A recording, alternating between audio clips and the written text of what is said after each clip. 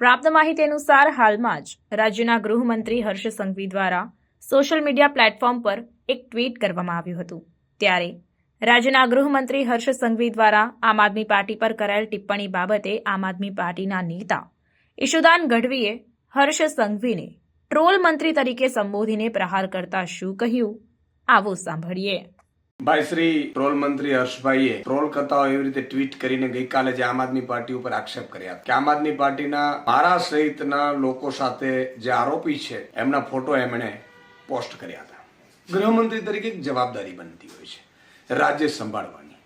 તમે નકલી ઈડી, નકલી સીબીઆઈ, નકલી પીએમઓ, નકલી સીએમઓ, નકલી કલેક્ટરો, નકલી ડેપ્યુટી કલેક્ટરો, આઈએએસ, નકલી આઈપીએસ, નકલી કચેરીઓ, નકલી અદાલત, નકલી જજ બને છે ત્યારે તમે શું કરો છો? પણ સવાલ એ છે કે આજે મેં એટલે માટે ફરીથી ટ્વીટ કરી છે એમને દેખાડવા માટે કે બાત નીકળી હે તો દૂર તક જાયેગી।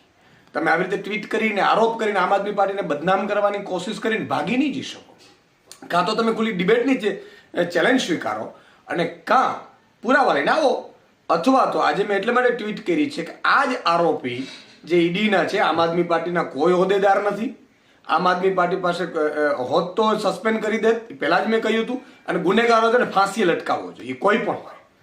પણ એમના આજે મેં ફોટો ટ્વીટ કર્યા છે જે સાંસદ છે ભાજપના અને ભાજપના સંગઠનમાં પણ બહુ મોટો હોદ્દો ધરાવે છે, એમની સાથે એમના ફોટો છે, પોલીસ અધિકારીઓ સાથે ફોટો છે, પોલીસના આઈપીએસ અધિકારીઓ સાથે ફોટો છે।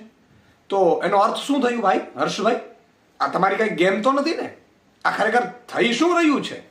તમે બદનામ કરો છો આમ આદમી પાર્ટીને અને નકલી ઈડી વાળા તો તમારે ત્યાં બધા ભેગા થઈ રહ્યા છે, એટલે ભાજપનો જ સભ્ય છે કે શું? ભાજપે આનો ખુલાસો કરવો જોઈએ। ભાજપને દર વખતે અત્યારે માની લો કે બળાત્કારીઓ પકડાય છે તો ભાજપ સાથે પકડાય છે, ટોલ નાકાવાળા ભાજપ, નકલીવાળા ભાજપવાળા હોય છે, પોંજી સ્કીમ વાળા ભાજપવાળા હોય છે, એટલે તમને એમ થયું કે આ બધા બદનામ ભાજપ જ થઈ રહ્યું છે, ચાલો ખોટો એક આરોપ કરી દઈએ આમ આદમી પાર્ટી પર। એવું તો નથી ને? આ બહુ ખોટી બાબત છે। તમારે સાંસદ સાથે એમના ફોટો છે, તમારે ખુલાસો કરવો જોઈએ કે એમના સાથે શું સંબંધ છે, અને આનો જવાબ તમારે આપવો જોઈએ। અને ગુજરાતની મીડિયાને પણ મારી વિનંતી છે કે આને તમે બે રીતે લો કે એક તો આમ આદમી પાર્ટીનો કોઈ હોદ્દેદાર નથી, હોત તો અત્યારે હું સસ્પેન્ડ કરી દે।